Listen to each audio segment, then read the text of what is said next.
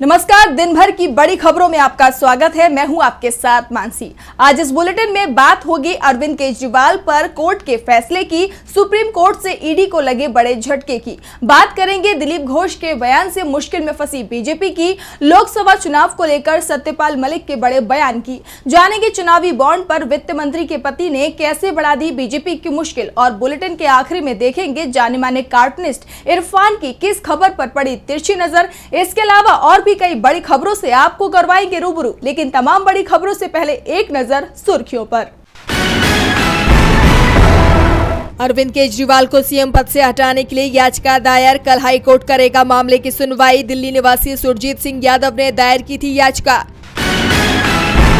Bloomberg की याचिका पर सुनवाई करते हुए सुप्रीम कोर्ट ने पलटा निचली अदालत का फैसला, कहा आर्टिकल जांचे बिना हटाया जाना जान लेने की सजा के बराबर, ये फ्रीडम ऑफ स्पीच के लिए खतरा। 3 अप्रैल को वायनाड सीट से नामांकन कर सकते हैं राहुल गांधी। वायनाड में दूसरे चरण में 26 अप्रैल को डाले जाएंगे वोट। और शेयर बाजार में तेजी, 526 अंकों के बढ़त के साथ 72,996 पर बंद हुआ। सेंसेक्स 118 अंकों के साथ 22,123 पर बंद हुआ निफ्टी। ये तो थी सुर्खियां। दिल्ली के सीएम अरविंद केजरीवाल की गिरफ्तारी का मामला अब चुनावी मुद्दा बन गया है। बीजेपी इसमें बुरी तरह से उलझती हुई दिखाई दे रही है। इस बीच केजरीवाल ने बड़े खुलासे का ऐलान किया है। तो क्या है पूरा मामला, देखिए इस रिपोर्ट में। दिल्ली के मुख्यमंत्री अरविंद केजरीवाल सुर्खियों में बने हुए हैं। मुख्यमंत्री की गिरफ्तारी ने देश में सियासी हड़कंप मचा दिया है और अब उनका संदेश लेकर मीडिया के सामने बातचीत करते हुए मुख्यमंत्री की पत्नी सुनीता केजरीवाल ने मामले में काफी अहम बयान दिया है। उन्होंने कहा कि कथित दिल्ली शराब नीति घोटाले में दिल्ली सीएम जल्द ही बड़ा खुलासा करेंगे। कथित शराब घोटाले मामले में ईडी ने पिछले 2 साल में 250 से ज्यादा रेड की। वो इस कथित घोटाले का पैसा खोज रहे हैं, लेकिन अभी तक हुई किसी भी रेड में एक पैसा नहीं मिला। मनीष, सत्येंद्र और संजय सिंह के यहाँ रेड हुई पर एक भी पैसा नहीं मिला। इस कथित घोटाले का पैसा कहां है? दिल्ली सीएम ने कहा कि वो इसका खुलासा 28 मार्च को कोर्ट के सामने करेंगे। सारे देश को पूरा सच बताएंगे कि इस कथित घोटाले का पैसा कहां है और उसका सबूत भी देंगे। सुनीता केजरीवाल ने मीडिया को बताया कि बीते दिन शाम में उन्होंने मुख्यमंत्री से मुलाकात की। उन्हें डायबिटीज है, शुगर लेवल्स ठीक नहीं चल रहे हैं, लेकिन निश्चय दृढ़ है। 2 दिन पहले दिल्ली की जल मंत्री आतिशी को उन्होंने एक पत्र लिखा था कि दिल्ली वासियों की सीवर और पानी की समस्याओं का समाधान किया जाए। इस पर सुनीता ने मोदी सरकार पर हमला बोलते हुए कहा कि क्या गलत किया। इस बात पर भी केंद्र सरकार ने आपके सीएम पर केस कर दिया। क्या ये लोग दिल्ली को तबाह करना चाहते हैं? क्या ये चाहते हैं लोग समस्याओं से जूझते रहें? अरविंद इस बात से बहुत परेशान है। सुनीता केजरीवाल के इस अहम बयान ने ईडी से लेकर मोदी सरकार तक सनसनी फैला दी है। आखिर किन सबूतों की बात कर रहे हैं केजरीवाल? अब इसका खुलासा 28 मार्च को ही होगा। इस बीच दिल्ली के सीएम अरविंद केजरीवाल की तरफ से अपनी गिरफ्तारी को लेकर दिल्ली हाईकोर्ट में याचिका दायर की गई थी। कोर्ट ने इस मामले में केजरीवाल को तत्काल तो कोई राहत नहीं दी है, लेकिन ईडी को नोटिस जारी कर जवाब जरूर मांग लिया है। ईडी को 2 अप्रैल तक जवाब देने को कहा है। कोर्ट इस मामले में अब 3 अप्रैल को सुनवाई करेगा। केजरीवाल जब तक रिहा नहीं होते तब तक बीजेपी की मुसीबत बढ़ती रहेगी, तो दूसरी तरफ ईडी की भी मुसीबत बढ़ती दिखाई दे रही है। मनी लॉन्ड्रिंग के केस को लेकर सुप्रीम कोर्ट ने ईडी को सख्त नसीहत दे दी है और साफ कर दिया है कि हर मामला मनी लॉन्ड्रिंग का मामला नहीं होता। तो क्या कहा सुप्रीम कोर्ट ने, देखिए इस रिपोर्ट में। सुप्रीम कोर्ट ने मनी लॉन्ड्रिंग मामले में दाखिल याचिका पर अहम फैसला सुनाते हुए ईडी को जोरदार झटका दे दिया है। ईडी की याचिका पर सुनवाई करते हुए सर्वोच्च न्यायालय ने मनी लॉन्ड्रिंग के आरोपों पर अपना रुख बरकरार रखा है। शीर्ष अदालत ने स्पष्ट किया कि मनी लॉन्ड्रिंग का मामला तब तक दर्ज नहीं किया जा सकता जब तक कि मनी लॉन्ड्रिंग रोकथाम अधिनियम पीएमएलए के तहत आपराधिक साजिश से कोई सीधा संबंध न हो। दरअसल सुप्रीम कोर्ट ने 29 नवंबर 2023 में एक महत्वपूर्ण फैसला सुनाते हुए ईडी को हिदायत दी थी कि ईडी मनी लॉन्ड्रिंग गतिविधियों से स्पष्ट संबंध के बिना मनी लॉन्ड्रिंग का मामला बनाने के लिए आईपीसी की धारा 120 आपराधिक साजिश का उपयोग नहीं कर सकती है, जिसका ईडी ने विरोध करते हुए कोर्ट में पुनर्विचार याचिका दाखिल की थी।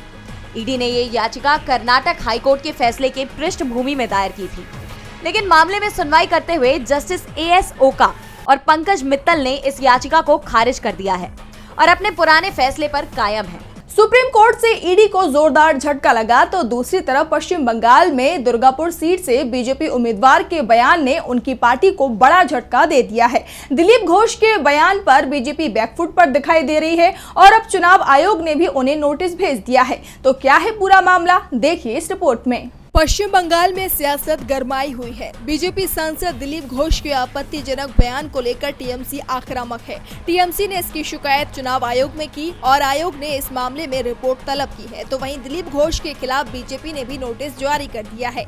बीजेपी ने नोटिस जारी कर घोष की बयानबाजी पर न सिर्फ नाराजगी जताई बल्कि उनसे स्पष्टीकरण भी मांगा है। बीजेपी ने नोटिस जारी कर कहा कि आपका दिया गया वक्तव्य अशोभनीय और असंसदनीय है और उचित कार्रवाई के निर्देश दिए। हर तरफ से आलोचना के बाद अब दिलीप घोष भी बैकफुट पर आते हुए नजर आ रहे हैं। हालांकि उन्होंने अपनी टिप्पणी के लिए अभी तक माफी नहीं मांगी है, लेकिन पार्टी के नोटिस को लेकर अपनी प्रतिक्रिया देते हुए कहा कि मेरी भाषा को लेकर आपत्ति जताई गई है।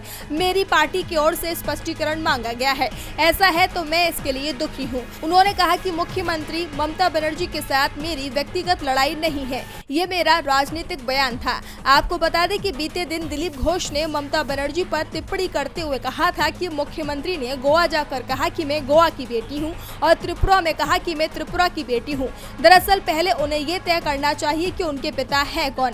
किसी की भी बेटी होना ठीक नहीं है। टीएमसी ने घोष के बयान पर कड़ी आपत्ति जताते हुए बीजेपी को नारी शक्ति का अपमान करने वाला बताया था।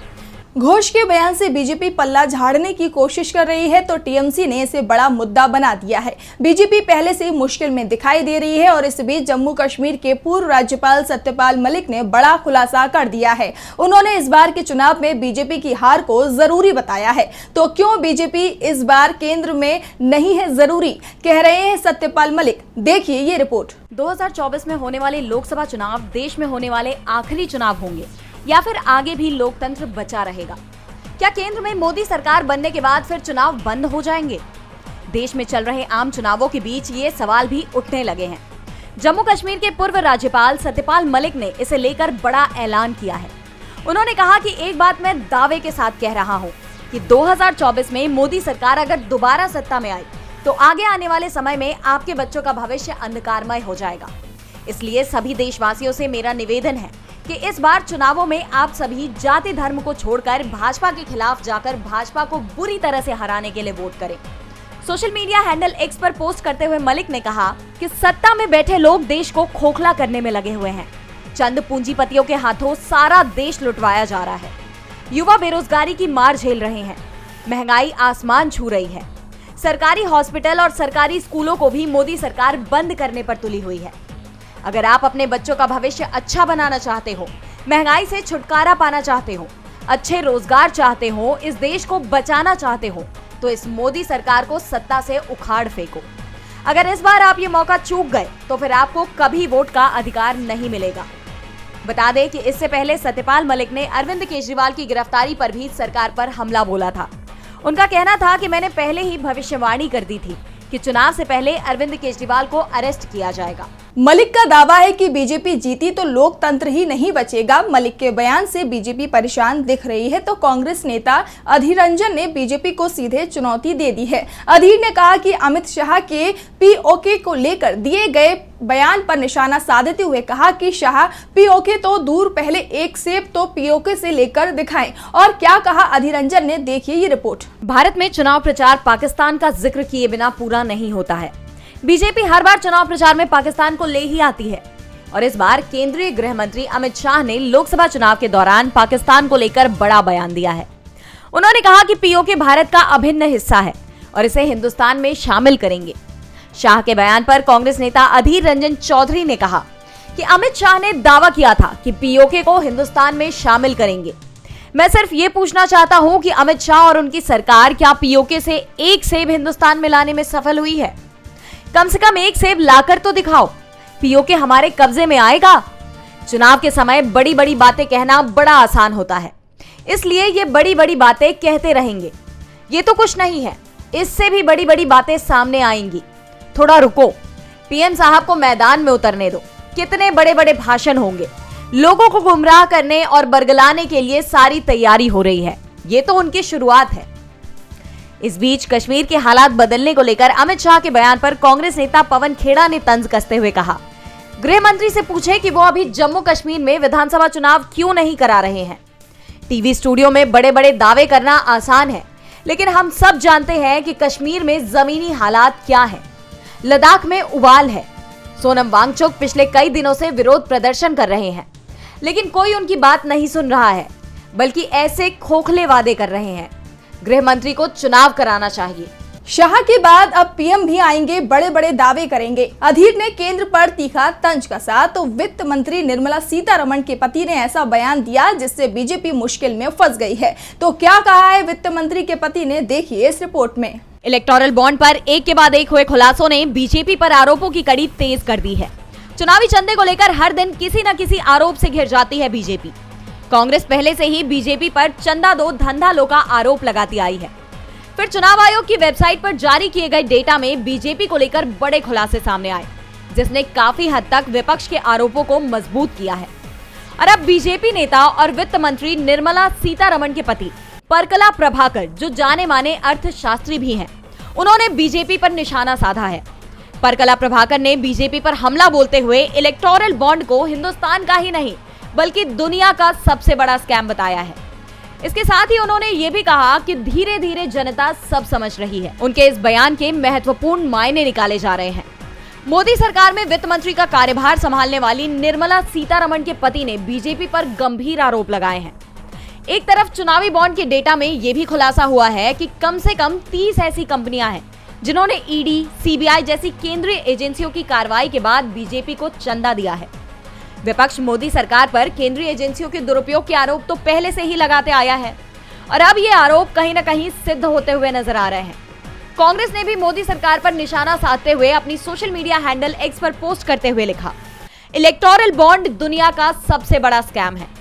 चुनावी मौसम में बीजेपी के लिए ये आरोप काफी नुकसानदेह साबित हो सकते हैं और इसीलिए बीजेपी की परेशानी बढ़ गई है। चुनावी बॉन्ड घोटाला आजाद भारत का सबसे बड़ा घोटाला है, ये आवाज मोदी सरकार में वित्त मंत्री निर्मला सीतारमण के पति बोल रहे हैं। साफ है बीजेपी के लिए मुश्किल बढ़ती दिखाई दे रही है। इस बीच देश में बढ़ती बेरोजगारी और घटते रोजगार को लेकर एक रिपोर्ट भी सामने आई है जिसने मोदी सरकार के हर दावे पर सवाल उठा दिए हैं। तो क्या है इस रिपोर्ट में, देखिए। देश में चुनावी सरगर्मी तेज है और इस बीच इंटरनेशनल लेबर ऑर्गेनाइजेशन ILO की बेरोजगारी पर जारी की गई रिपोर्ट ने देश भर में सियासी तापमान और बढ़ा दिया है।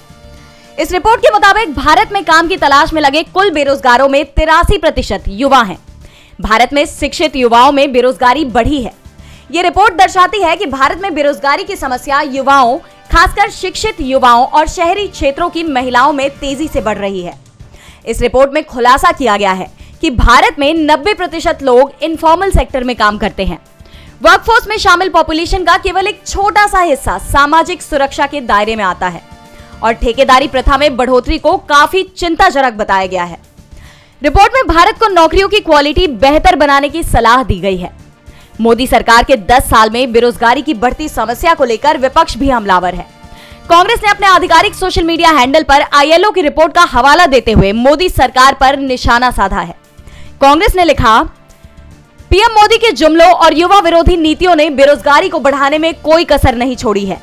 इंटरनेशनल लेबर ऑर्गेनाइजेशन ILO ने भारत में बेरोजगारी से जुड़े ताजा आंकड़े जारी किए हैं जो बेहद डराने वाले हैं। ILO की रिपोर्ट में बताया गया, भारत के बेरोजगारों में 83% युवा हैं। ग्रामीण क्षेत्रों में सिर्फ 17.5% युवाओं के पास ही काम है। आर्थिक गतिविधियों में शामिल युवाओं की संख्या 2012 में 42% से घटकर 2022 में सिर्फ 37% रह गई है। मोदी सरकार में युवा बेरोजगारी 3 गुना ज्यादा हो चुकी है। युवाओं के साथ हो रहे इसी अन्याय के खिलाफ कांग्रेस युवा न्याय लेकर आई है। लोकसभा चुनाव के दौरान जारी इस रिपोर्ट ने मोदी सरकार की मुश्किलें बढ़ा दी हैं। इस रिपोर्ट ने विपक्ष के आरोपों पर कहीं न कहीं मुहर लगा दी है। अब ऐसे में बीजेपी के लिए लोकसभा चुनाव में जीत हासिल करना इतना भी आसान नहीं होने वाला है। और बुलेटिन के आखिर में देखते हैं जाने माने कार्टूनिस्ट इरफान की किस खबर पर पड़ी है तिरछी नजर।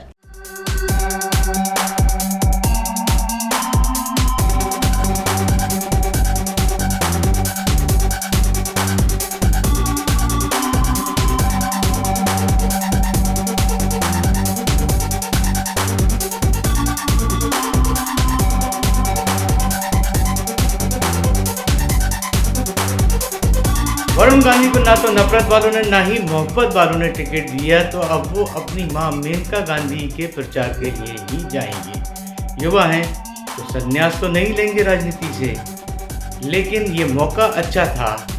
अब देखना यह है कि वरुण गांधी की राजनीति आखिर किस करवट बैठेगी।